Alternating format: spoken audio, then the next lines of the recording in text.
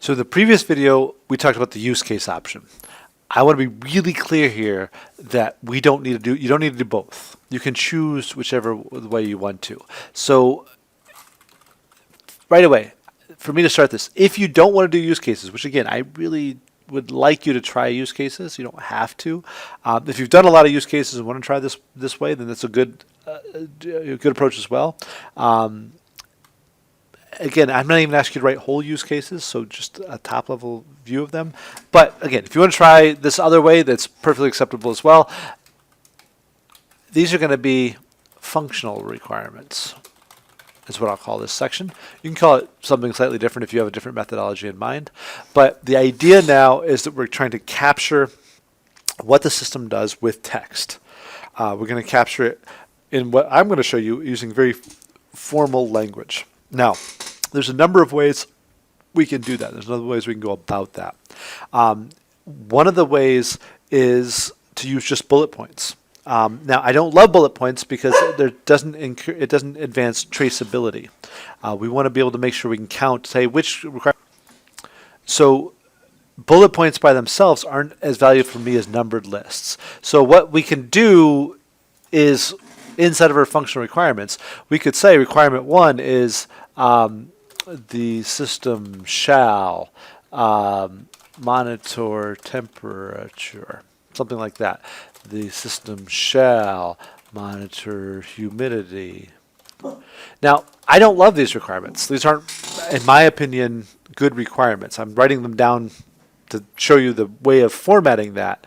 We'll come back to what better requirements are here in a second. But this is what I mean by bullet points when I'm doing that. So I can refer to requirement number 1, requirement number 2, requirement number 3. So if I say bullet points, I don't mean this. I really mean a numbered list inside of this. So sometimes I use the phrase bullet points, but really it's a numbered list. Just bullet points is easier to say, quicker to say. Inside there, nice misspelled humidity. So let me fix that. There you go. So that's one way of doing it. The other way of doing it could be numbered shalls. And the idea behind that is I want to be able to be a bit more free-formed in it. So this system shall monitor many climate states, such as humidity and temperature. Humidity and temperature. So you can see at this point we are getting a bit more flowery in our language, allowing a little bit more free form, and it shall blah, blah, blah. And what we would do in this case is we would number these things. So you see the word shall here. I could pick the word shall right here, and very easily I can put in the number 1 right next to it, and then make that superscript. So if I pick right here, you can see this option right there. It's a superscript. I pick that number 1. I make that superscript up here. This technique is often used, particularly with tool support, to be able to track the shalls you put inside of here. The numbering isn't terribly important. They don't necessarily have to go 1, 2, 3, 4, 5, 6, 7, 8, 9, 10. If you get the number 5 and you realize you forgot one, it can do 1, 2, 6, 4, 5, 1, 2, 6, 3, 4, 5, or something like that. But the idea is every time we see the word shall, it equates to like what a bullet point is up above. We just can number it. We can refer to what's being done. The second one is not super common. I have used it before to great effect a long time ago. It allows full traceability, yet also the robustness of academic or technical writing inside of there to be able to describe things in greater detail. Often dealing with the bullet list makes the writing very difficult to understand because it's hard to see how things relate. It seems like they're discrete, and then all of a sudden you have half again as many requirements because you're saying, well, this relates to this because of this or something like that. So the point being is there's different ways we can capture that, but the foundation of the formality is we're writing down text, and in some way we're making it traceable so I know which things inside of here are most important. I know which things inside of here are the things I need to test later on, things I need to build later on.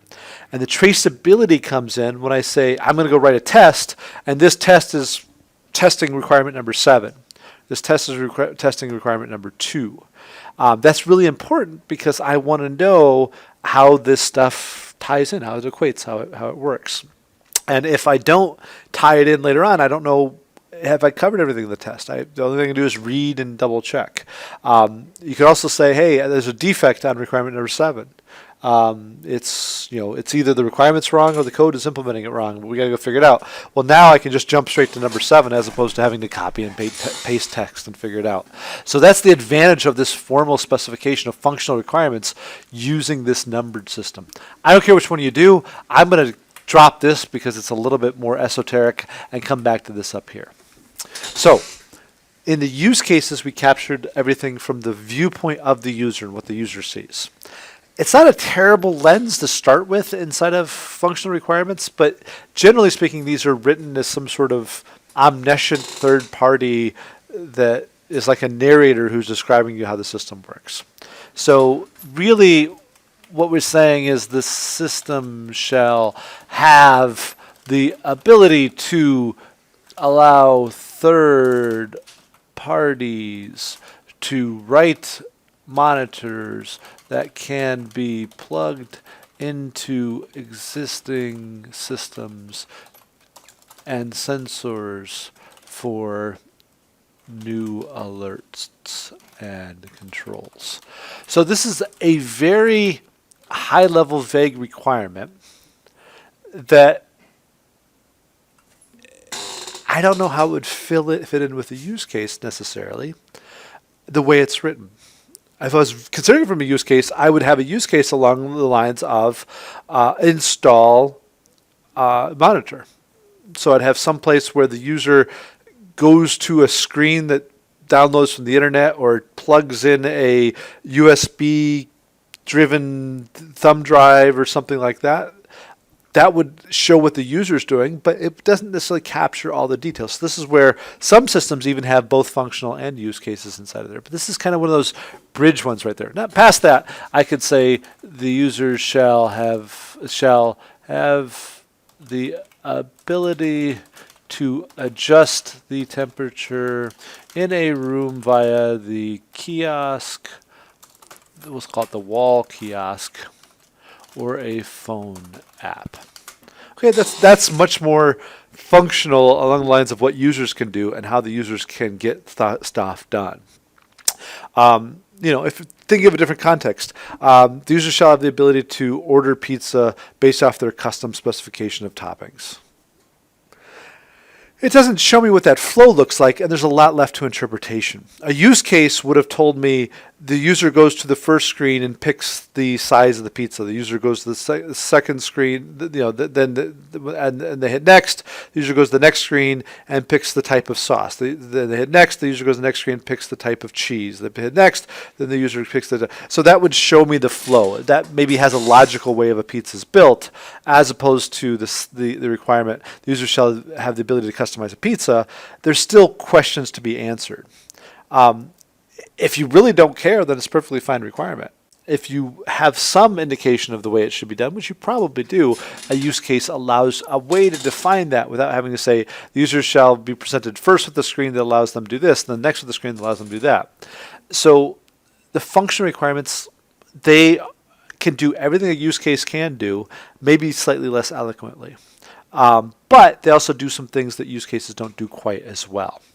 So what you need to do for your application, again, is come up with a list of functional requirements. You have to do everything the system's going to do. Pick a context. If you're banking, write all the requirements for checking and savings. Don't worry about credit cards.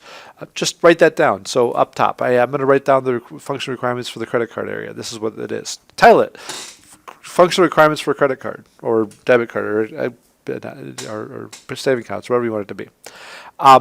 You don't have to design and implement every single one of the requirements when we get to the next phases. You don't have to test every single one of the requirements when we get to phases. You can do a subset. So don't limit the number of requirements based off of that. Limit your requirements based off of cohesively describing some area of the system. Anything that's important, you should document. If a If it's vitally important that you must pay only in paper bills, then that needs to be written down somewhere. If you absolutely are not allowed to use PayPal, you should write that down somewhere. So whatever it's going to be, that should be written down. But don't just do a few and say, I got 5, that's good enough. I'm not going to put a number down there because it depends on what your system is, but 5 probably is not enough to give us a good definition. So that's the functional side. So you can choose use cases or functional requirements. Again, I'm not here to teach you every detail about requirements. There's 1,000 things I could say, but I wanted to give you an example of the types of things that would be acceptable within here. And then the last piece is going to be non-functional requirements, which again is the same between use cases and functional requirements. So I'm going to jump to those and let you go look at that, but take a shot and write down some functional requirements first.